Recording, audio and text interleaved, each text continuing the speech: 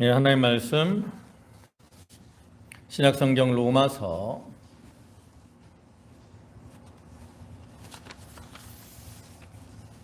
1장 1절입니다. 신약성경 로마서 1장 1절, 신약성경 페이지로는 239쪽.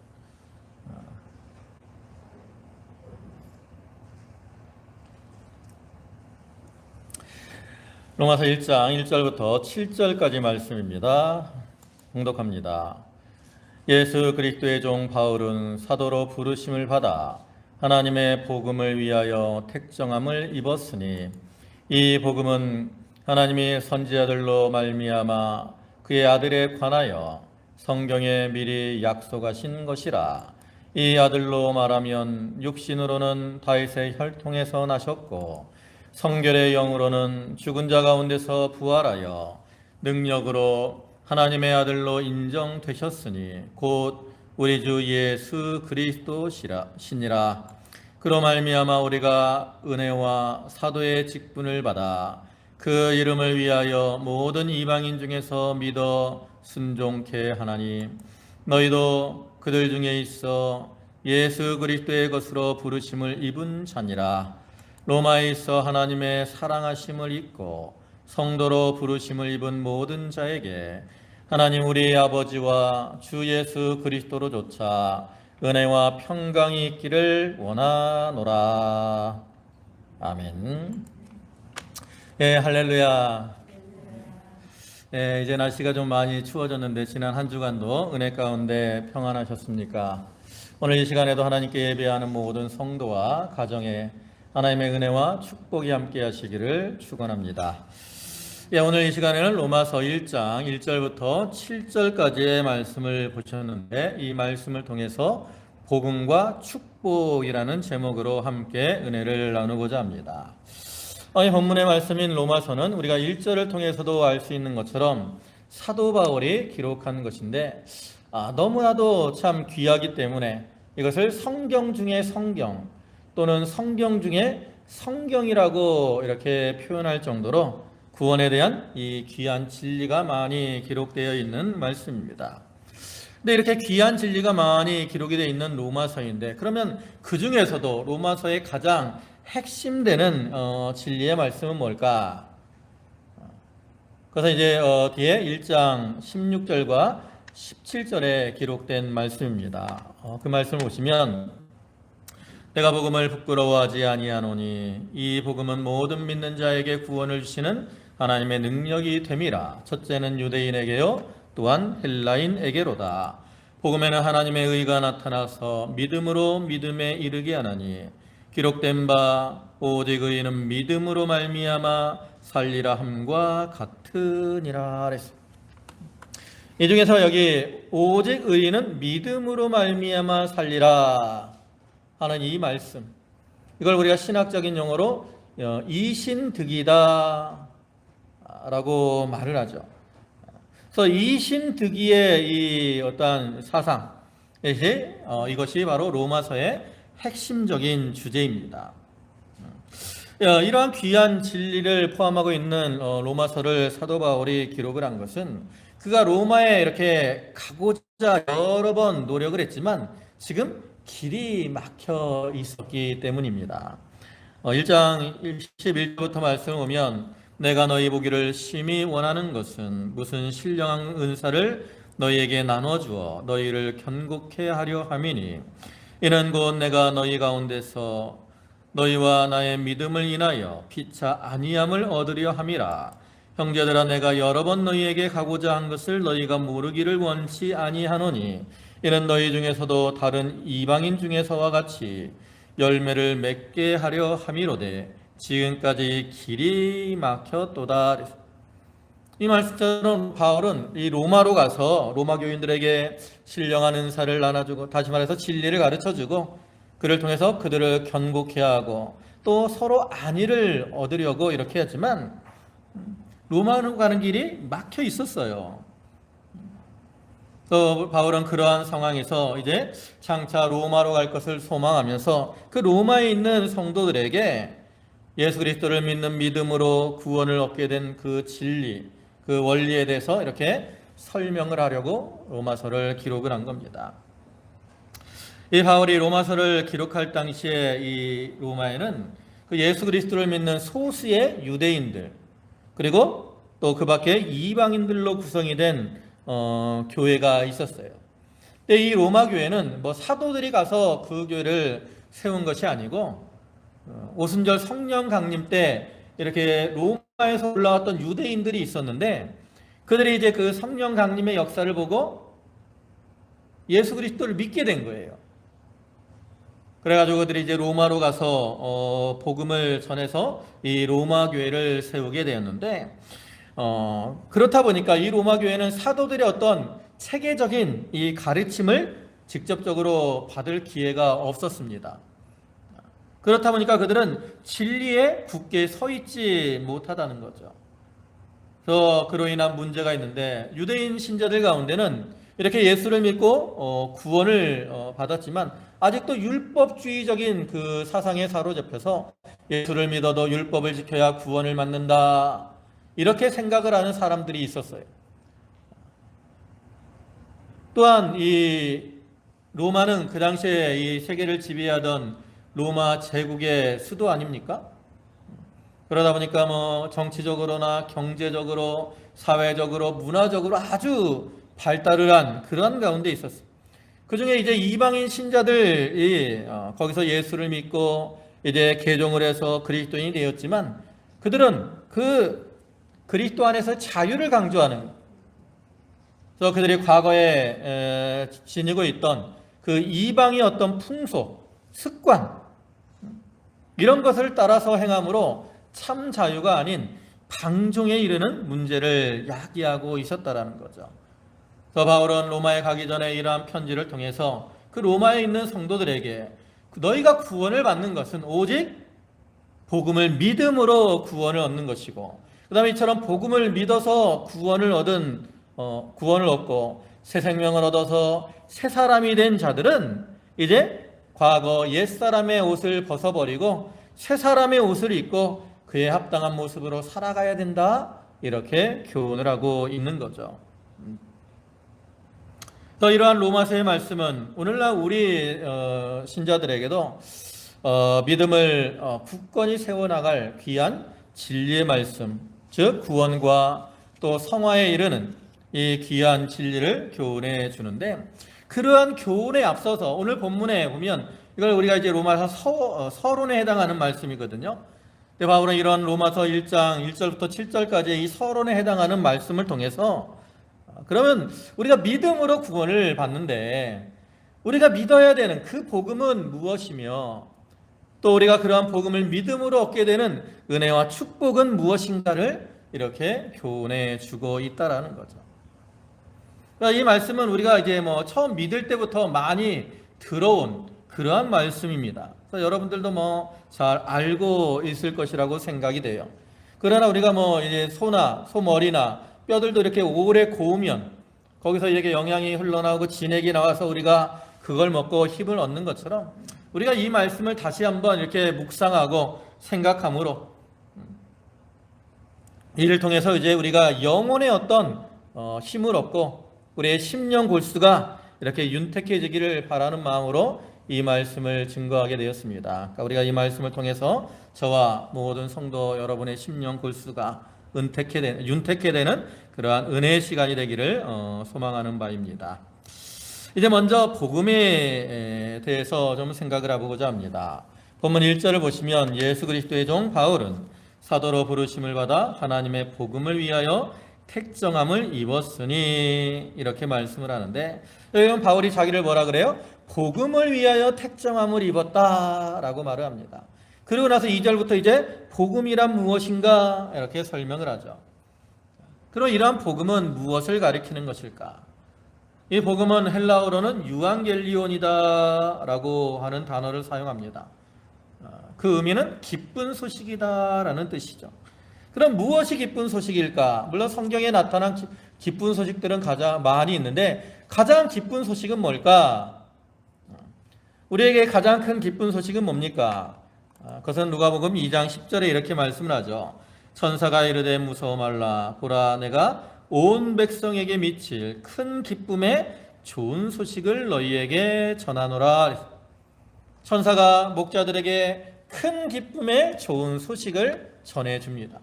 그럼 여기 큰 기쁨의 좋은 소식은 뭐예요? 바로 그 뒤에 이어지는 것처럼 바로 예수 그리스도의 탄생의 소식이죠. 그래서 이 기독교에서 복음이다라고 말을 하면서 복음을 한 단어로 말을 해라.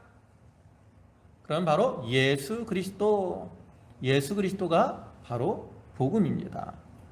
그래서 오늘 본문 2절에서도 보면 이 복음은 그의 아들에 관하여 그랬잖아요.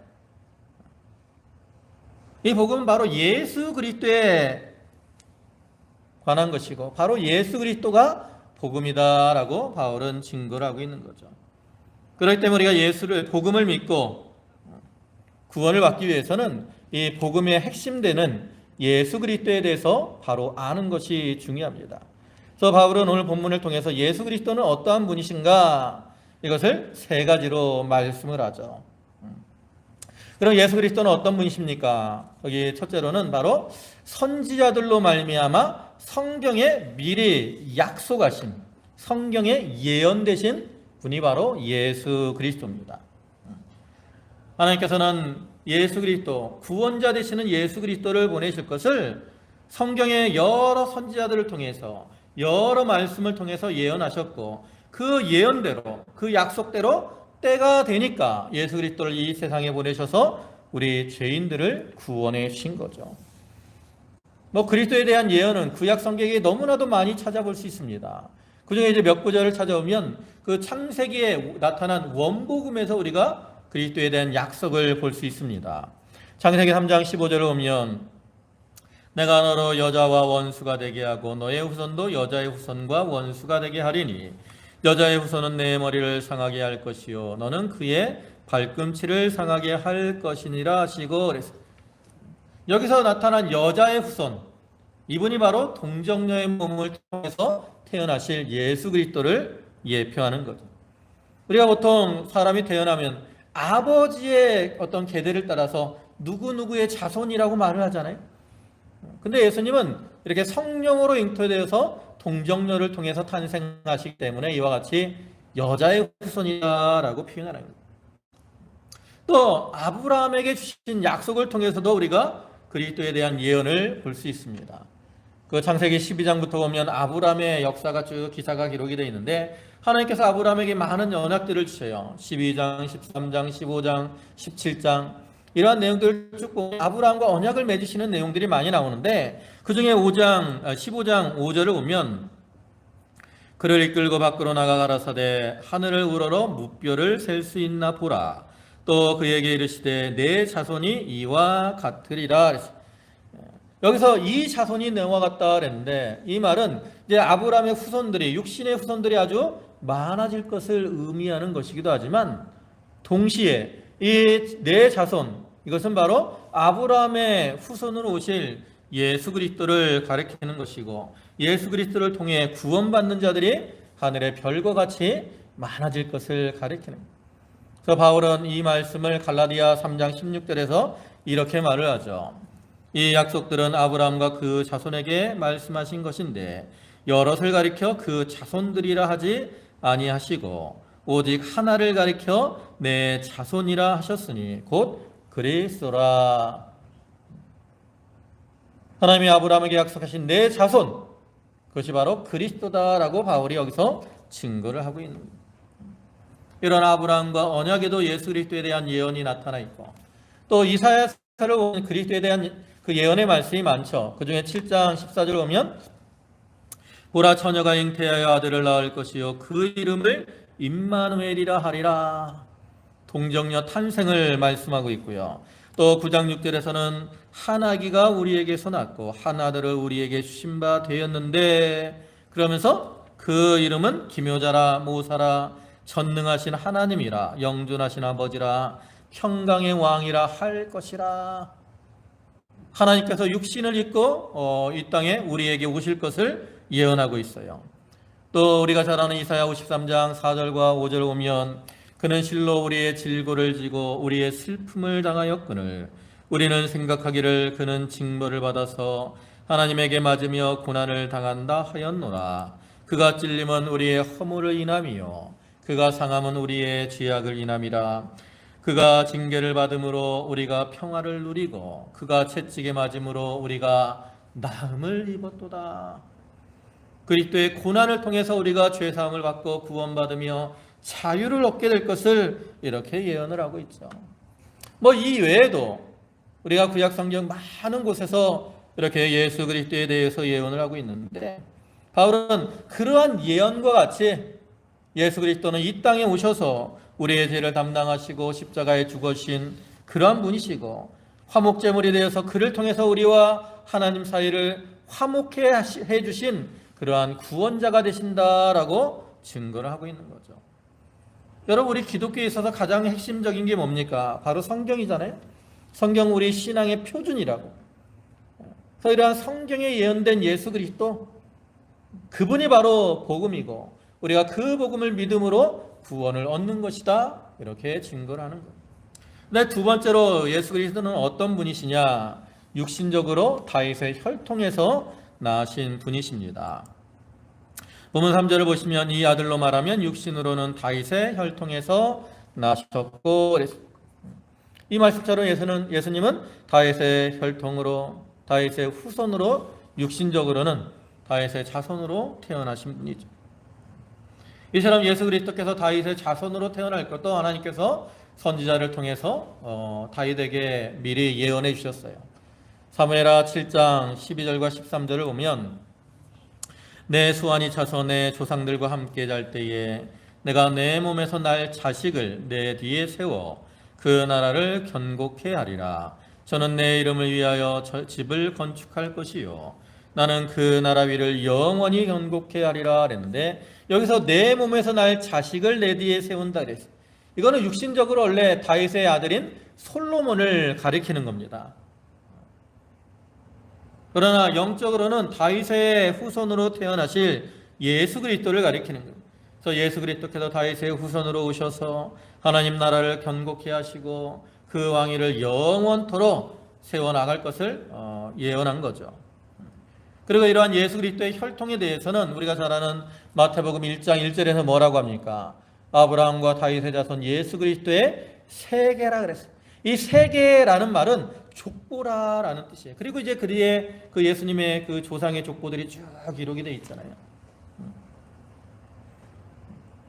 그래서 이와 같이 우리가 예수 그리스도는 육신적으로 다윗의 자손으로 오셨다라는 걸 우리가 분명히 알 수 있는데, 그러면 이와 같이 예수님이 다윗의 혈통으로 오셨다라는 것은 우리에게 무엇을 교훈하는 것일까? 이것은 예수님께서 완전한 인간으로, 완전한 사람으로 세상에 오셨음을 의미하는 겁니다. 예수님은 하나님의 아들이시지만 육신적인 면으로 볼 때는 우리와 똑같은 몸을 입으신 완전한 사람으로 세상에 오신 거예요. 그래서 요한복음 1장 14절을 보면 말씀이 육신이 되어 우리 가운데 거한다 그랬잖아요. 그러면 이와 같이 예수님이 완전한 사람의 몸을 입고 이 세상에 오셔야 되는 이유는 뭡니까? 그것은 바로 죄인된 우리 인간들의 죄를 온전히 담당하시기 위함이라는 거죠. 예수님이 우리와 똑같은 그런 몸을 입으셨기 때문에 예수님은 우리의 어떤 연약함을 다 아십니다. 다 체휼하셨어요.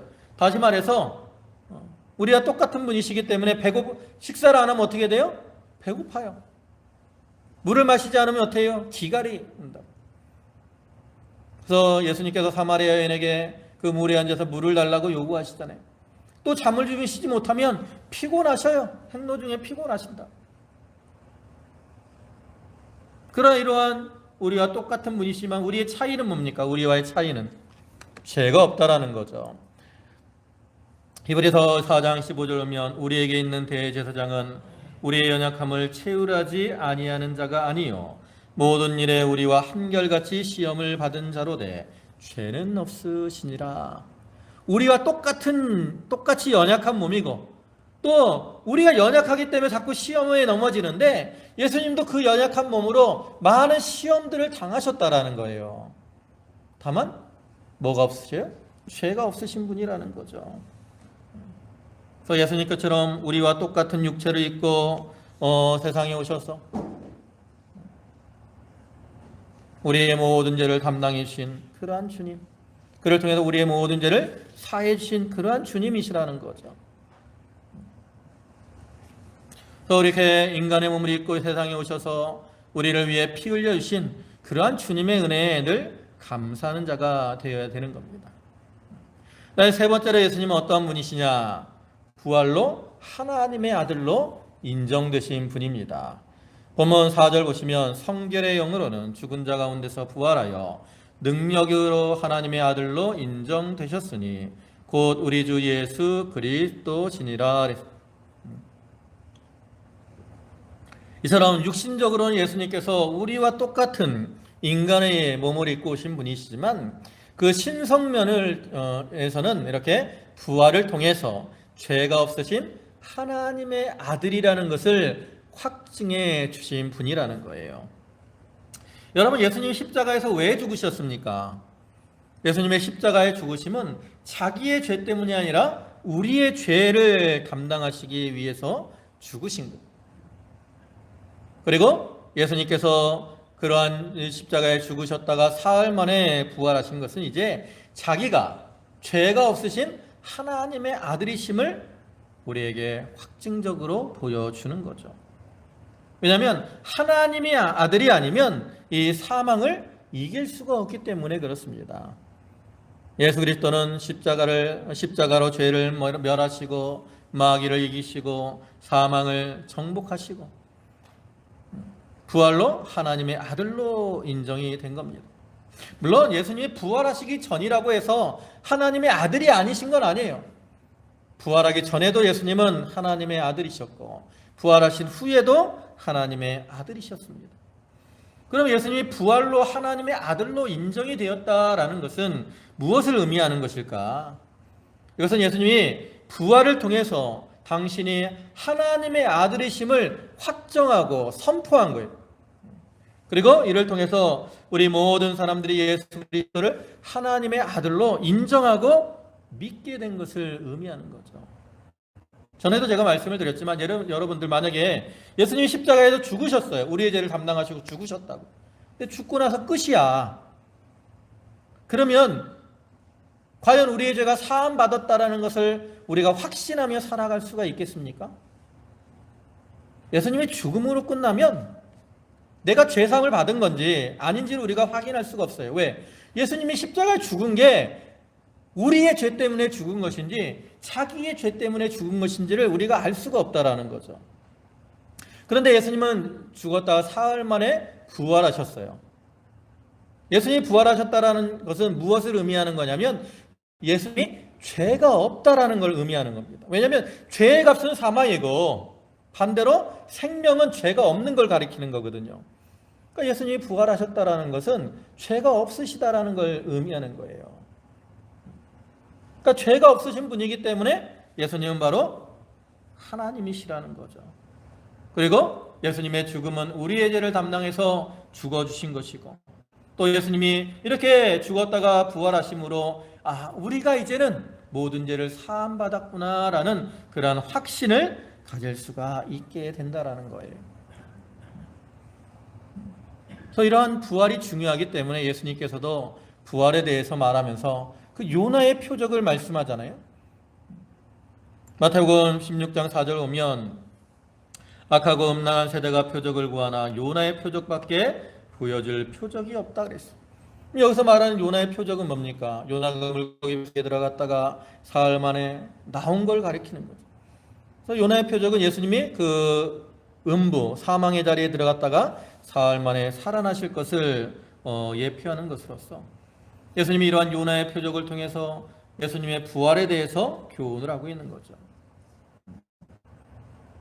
그래서 예수님의 부활은 우리 구원의 확증이고 또 예수님이 하나님의 아들이심을 확증하는 겁니다. 그렇기 때문에 우리는 이러한 부활의 확신과 소망 가운데 살아가야 된다라는 거죠. 이와 같이 바울은 복음을 통해서 이 복음이 예수 그리스도다. 그리고 그 예수 그리스도는 구약의 예언대로 오신 분이고 또 육시로는 다윗의 혈통에서 나신 온전한 사람이고 또 성결의 영으로는 부활로 하나님의 아들로 인정되신 하나님이시다라고 증거를 합니다. 그리고 나서 그러한 복음이 이제 우리에게 전파되므로 우리가 복음을 통해서 은혜와 축복을 받은 자가 되었다라고 말을 하죠. 그럼 우리가 이제 이러한 복음을 통해서 받게 된, 누리게 된 은혜와 축복은 무엇일까? 이제 그걸 몇 가지 생각해 보면, 첫째는 우리가 이 복음을 통해서 하나님의 사랑을 입은 자가 되었습니다.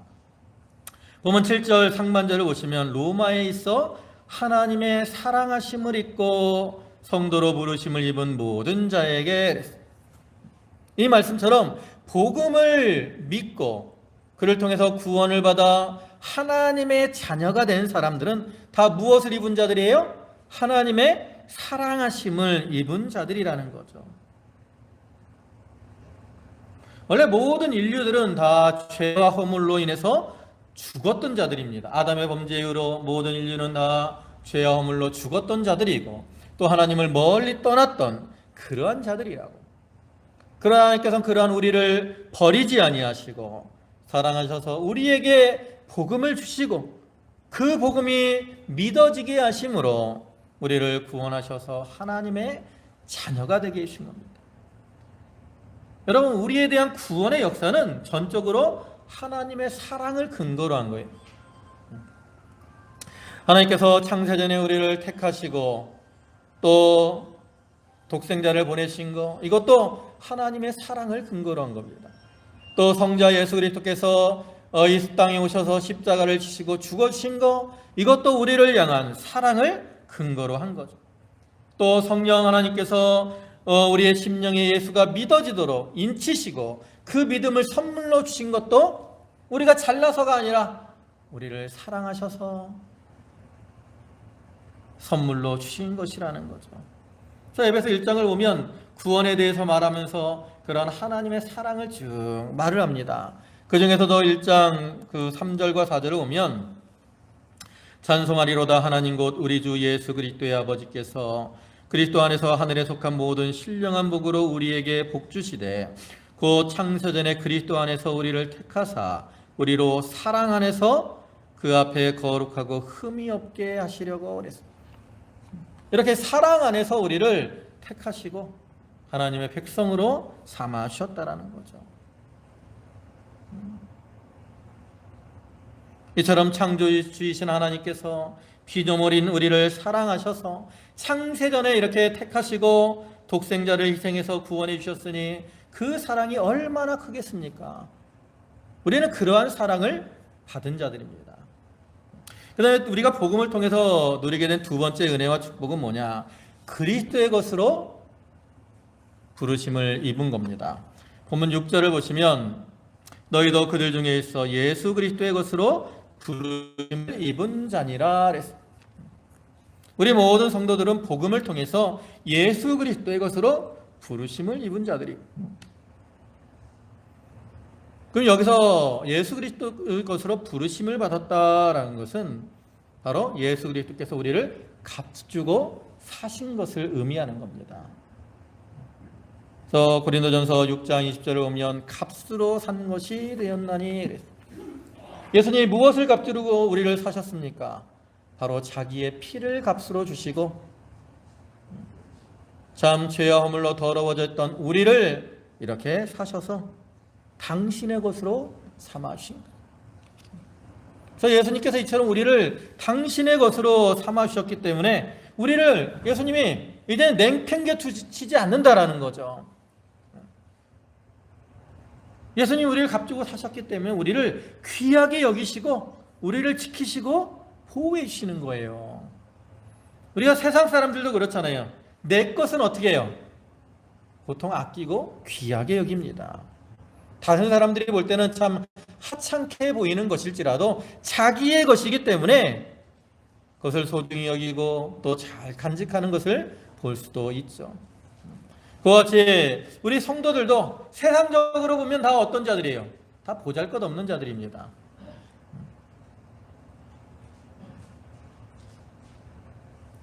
사람들 앞에 자랑할 것이 별로 없다. 그러나 이렇게 보잘것없는 우리지만 예수님께서 우리를 부르셔서 값주고 사셔서 당신의 것으로 삼아 주셨기 때문에 예수님은 우리를 어떻게 여기셔요? 귀하게 여기셔요. 또 우리를 지키시고 보호해 주시며 우리가 존귀한 자로 살아갈 수 있도록 해 주신다라는 것. 우리가 예수님의 것이 된 거, 이게 참 우리에게 귀한 은혜입니다. 그 다음에 세 번째로는 어떠한 은혜를 주느냐? 은혜와 평강을 누리게 해줍니다. 보면 7절 하반절을 보면 하나님 우리 아버지와 주 예수 그리스도로조차 은혜와 평강이 있기를 원하노라 그랬습니다. 이것은 우리가 이미 예수 그리스도를 믿음으로, 복음을 통해서 예수 그리스도를 믿음으로 은혜와 평강을 누리며 살아가게 될 것을 의미하는 거죠. 여기서 말하는 은혜는 어떤 은혜입니까? 구속의 은혜를 가리키는 겁니다. 그래서 우리가 하나님께 선택을 받은 거, 또 구속된 거, 사죄함을 받은 거, 칭히 의롭다함을 입은 거, 또 하나님의 자녀가 된 거, 또 장차 부활할 거, 천국에서 영원히 살 거, 이게 다 은혜로 우리에게 주어진 선물이에요. 이것은 예수를 믿는 사람들은 누구나 다 받은 겁니다. 이 구속의 은혜는 누구나 다 받은 거예요. 그 외에 다른 때를 따라 주시는 은혜는 사람마다 다를 수도 있지만 이 구속의 은혜는 모든 예수를 믿는 사람들은 다 받은 거예요. 만약에 내가 그 은혜를 못 받았다 그러면 그 사람은 뭐예요? 안 믿는 사람이죠. 문제가 있어. 그러니까 내가 예수를 믿는다, 예수님이 내 안에서 구주로 믿어진다, 이 말은 뭐예요? 나는 은혜를 받은 자다, 안 받은 자다? 받은 자다. 여러분 은혜를 받은 사람입니다. 여러분 그런 확신을 가져야 돼요. 나는 은혜를 받았다라는 마음이, 확신이 있어야 돼. 은혜를 받았다라는 확신이 있으면 그 다음에 뭐가 나와요? 그 안에서 평강을 누리고 감사가 나오는 게 되는 거예요. 여기서 말하는 평강도 그거예요. 은혜 가운데서 누리는 평강, 우리에게 이미 주었다라는 거예요. 모습이 나오잖아요. 아담과 하나가 하나님께서 동산 가운데서 아담아, 하와야 부르실 때 아담과 하와가 어떻게 했어요? 네? 어떻게 했어요? 두려워해서 나무 그늘 가운데 숨었다고. 왜? 죄 때문에. 오늘날에도 아담과 하와가 죄 때문에 하나님을 피하여 숨은 것처럼 우리도 죄와 허물로 인해서 우리 마음에 염려와 근심이 들어온다라는 거죠. 그런데 하나님께서 예수 그리스도를 통해서 이러한 죄를 사해 주셨어요. 여러분 우리가 죄를 범하면 우리 가운데 염려와 근심이 들어오는 이유가 뭔지 아세요? 두 가지예요. 하나는 죄를 범하면 하나님과 우리가 멀어진다 그랬죠. 관계가 끊어지는. 관계가 끊어진 거는 어린아이가 부모를 잃어버린 것과 같은 거예요. 그래서 어린아이들 부모 잃어버리면 어떻게 돼요? 질 짜고 눈물을 흘리면서 엄마 찾잖아요. 그렇기 때문에 우리 마음에 염려, 근심이 들어오는 거예요. 또 한 가지는 왜 염려하고 근심해요? 죄 때문에 우리에게 뭐가 들어와요? 사망이 들어오기 때문에 그래요. 사망. 죄를 범한 자들은 다 사망의 종로로 타잖아요. 그래서 죄를 범하면 그로 인해서 우리의 마음에 염려와 근심이 들어오게 돼 있다고. 근데 우리가 복음을 믿음으로 예수 그리스도의 보혈로 이제 모든 죄와 허물에서 사함을 받고 하나님과의 관계도 회복되어 하나님을 가까이 할 수 있게 되었기 때문에 우리는 그 은혜와 평강을 누리며 살아갈 수가 있게 됐다라는 거죠. 여러분 우리는 모두가 하나님이 주시는 이러한 은혜, 평강, 이것을 누리게 된 자들입니다. 우리가 그러한 확신을 가지고 늘 기쁨 가운데 살아가야 되는 거죠. 그러면 이렇게 이제 우리가 복음인 되신 예수 그리스도를 믿고 그 가운데서 이러한 은혜와 축복을 받게 되었는데, 그럼 이러한 복음을 통해서 은혜와 축복을 받은 우리들은 어떻게 살아가야 되느냐? 그것을 이제 바울은 자기의 예를 들어서 간단하게 이제 교훈을 합니다. 그럼 우리가 복음의 축복을 받은 자들인 우리가 살아가야 될 삶의 자세는 첫째로는 그리스도의 종답게 살아가야 됩니다. 본문 1절을 보면 바울이 자기를 뭐라고 합니까? 예수 그리스도의 종 바울은 그랬어요. 바울이 이와 같이 자기를 그리스도의 종이다 라고 표현하고 있는데, 이러한 바울의 표현과 같이 오늘날 우리들도 그리스도의 종으로서의 삶을 살아가야 되는 거죠. 여러분, 바울이 복음을 믿기 전에는 율법의 종이었어요. 율법의 종으로 살 때는 어떻게 했습니까? 교회를 대적하고 핍박하고 성도들을 잡아 죽이는 그러한 일을 하던 사람이죠. 그러한 바울이 이제 다메섹으로 가는 도중에 예수 그리스도를 만남으로 복음을 깨닫게 되고 복음을 영접하게 되었어요. 그러고 나서 어떻게 됩니까? 그때부터는 이제 자기를 위해서 살지 않고 그리스도를 위해 살며 그리스도를 위해 헌신하는 종으로 살아갔다라는 거죠. 그래서 그와 같이 오늘날 우리 성도들도 복음을 통해서 그리스도의 것으로 부르심을 받은 자이기 때문에 바울과 같이 하나님의 종으로 살아가야 돼요. 그럼 종의 특징은 뭡니까? 종의 특징은 첫째로는 자기를 위하지 않고 주인을 위해 사는 것이고요. 두 번째로는 자기의 뜻대로 사지 않고 주인의 뜻대로 사는 것이고, 세 번째로는 자기의 것으로 삼지 않고 주인의 것으로 삼고 살아가는 겁니다.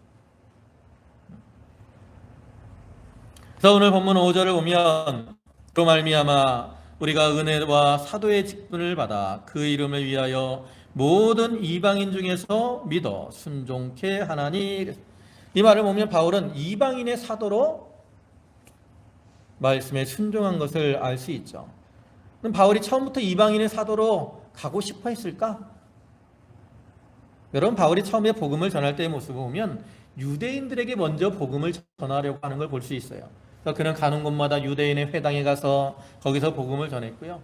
또 2차 전도여행 또 바울은 그 유럽으로 가서 복음을 전하기, 유대인들이 많이 거하는 그 소아시아, 아시아로 가서 복음을 전하려고 했다고. 그런데 성령이 막으셨어요. 그리고 환상 중에 이런 환상을 보게 되죠. 사도행전 16장 9절에 밤에 환상이 바울에게 보이니 마게도냐 사람 하나가 서서 그에게 청하여 가로되 마게도냐로 건너와서 우리를 도우라 하거늘. 바울이 이러한 환상을 봤다. 그래서 이제 이렇게 유럽으로 가서 이방인들에게 복음을 전하는 것이 하나님의 뜻이구나, 이것을 깨닫고 이제 바울은 이방인의 사도로 사역을 감당하게 되죠. 바울이 유대인에게 복음을 전하거나 이방인에게 복음을 전하는 거나 다 하나님의 일이고 하나님을 위한 일입니다. 그러나 이렇게 똑같은 하나님의 일일지라도 바울은 자기의 뜻대로 하지 않고 하나님의 뜻대로, 즉 종으로서 주인 되시는 하나님께 온전히 순종을 하고 있다라는 거죠. 그래서 그러한 바울과 같이 오늘날 우리들도 내 뜻이 아닌 하나님의 뜻을 찾고 그러한 하나님의 뜻대로 순종하는 삶을 살아가야 되는 겁니다. 그런데 두 번째로 우리는 어떠한 삶을 살아가야 되느냐? 우리가 복음의 은혜를 받았기 때문에 우리는 복음의 증인으로서의 삶을 살아가야 됩니다. 거기 본문 1절 보면 사도로 부르심을 받았다라고 말을 해요. 5절에서도 사도로 부르심을 받았다라고 말을 하죠. 그래서 바울은 여기 사도로 부르심을 받았다라고 말을 하는데, 그러면 사도로 부르심을 받았다라는 말은 무엇을 의미하느냐? 이 사도의 뜻이 뭐예요? 사도는 보내심을 받은 자라는 뜻입니다. 그래서 바울은 사도로서 보내심을 받아서 내가 복음의 증인의 일을 감당했다라고 고백을 하고 있는 거죠. 그래서 바울의 이러한 고백과 같이 오늘날 우리들도 복음의 증인으로서의 사명, 그리스도의 증인으로서의 삶을 살아가야 되는 겁니다. 우리가 마태복음 28장이나 사도행전 1장을 보면 예수님께서 부활 승천하시기 전에 제자들에게 뭐라고 말씀하십니까? 땅끝까지 가서 내 증인이 되어라. 복음의 증인으로서의 삶을 우리에게 교훈하시잖아요. 우리가 그런 말씀을 따라서 우리도 복음의 증인으로서의 삶을 살아가야 되는 겁니다. 세 번째로는 어떠한 삶을 살아야 되느냐? 그 부르심의 은혜에 감사하는 삶을 살아야 됩니다. 여기서 바울을 사도로 부르심을 받았다 그랬는데, 이것은 바울이 그 사도로서 그 사명을 감당한 것을 의미하는 동시에 또 한 가지의 뜻이 있어요. 그 뜻은 뭐냐? 자기 이 허물과 죄로 죽어 마땅한 자기를 사도로 불러주신 그러한 하나님의 은혜에 감사하는 그 의미를 담고 있는 거죠. 앞에서도 말씀드렸지만 바울이 믿기 전에 어떤 삶을 살았습니까? 교회를 퇴적하고 성도들을 핍박하고 잡아 죽이는 일에 열심을 내던 그러한 사람이었다고.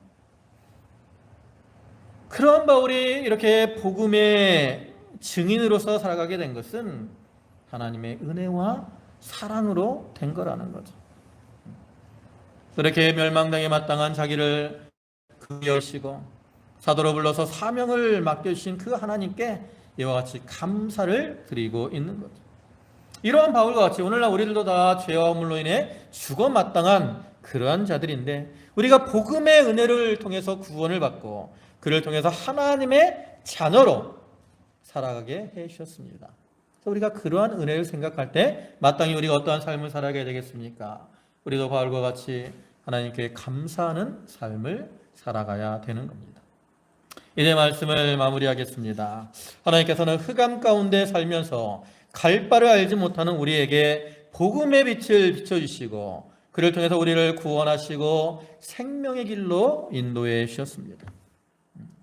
우리가 믿는 복음은 바로 예수 그리스도를 가리키는 것이고, 예수 그리스도는 구약의 선지자들을 통해서 성경의 예언대로 오신 분이고, 또 육신적으로는 다윗의 혈통에서 나신 완전한 사람이시고, 또 영으로는 부활을 통해서 참 하나님의 아들로 인정되신 완전한 하나님이십니다. 우리가 이러한 복음을 믿음으로 이제 하나님의 사랑을 입었고 또 하나님의 것으로 부르심을 받았고 하나님의 은혜와 평강 가운데 살아가게 되었는데, 그러므로 우리는 이제 그에 합당한 모습으로 살아가야 됩니다.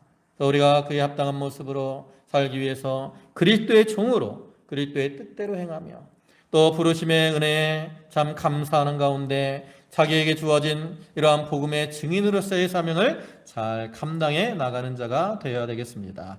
이 자리에 계신 모든 성도분들이 이러한 복음의 축복을 누리고 또 그에 합당한 모습으로 살아서 하나님을 기쁘시게 하고 또 하나님께 영광을 돌리는 삶을 사는 자들이 다 되시기를 주님의 이름으로 축복하고 축원합니다. 아멘. 기도하시겠습니다. 만유의 주가 되시고 은혜와 사랑과 능력이 무한하신 주님, 참으로 죄와 허물로 인하여 멸망당에 마땅한 우리들, 하나님께서 예수 그리스도 하나님의 독생자이신 예수 그리스도를 복음으로 이 땅에 보내시고 그 복음을 빛을 우리에게 비추셔서 아버지 하나님, 저희가 그 복음을 믿음으로 말미암아 구원을 받고 하나님의 자녀로 살아가게 하시니 감사합니다. 아버지 하나님, 우리가 복음을 믿음으로 하나님의 사랑 가운데 거하게 되었고 이제 그리스도의 것으로 부르심을 받아 은혜와 평강을 누리게 해주셨사오니 저희가 그에 합당한 자로 살아가게 하여 주옵소서. 우리가 이제는 자기 뜻대로 사는 자가 아니라 하나님의 종으로 하나님의 뜻대로 살아가게 하시고 또 우리에게 주신 사명을 따라 복음의 증인의 사명을 잘 감당하며 이러한 은혜와 축복을 주신 하나님께 늘 감사하는 성도들 되게 하여 주시옵소서. 아버지 하나님, 오늘도 귀한 주의로 허락하시고 저희를 불러주심에 감사를 드립니다. 저희 성도들 감사함으로 주님께 예물들을 드렸사오니 그 바치는 손길과 심령의 은총을 더하시고 하늘의 신령한 것과 땅의 기름진 것으로 저들에게 충만케 채워 주시옵소서. 감사를 드리오며 예수님의 이름으로 기도 올리옵나이다. 아멘.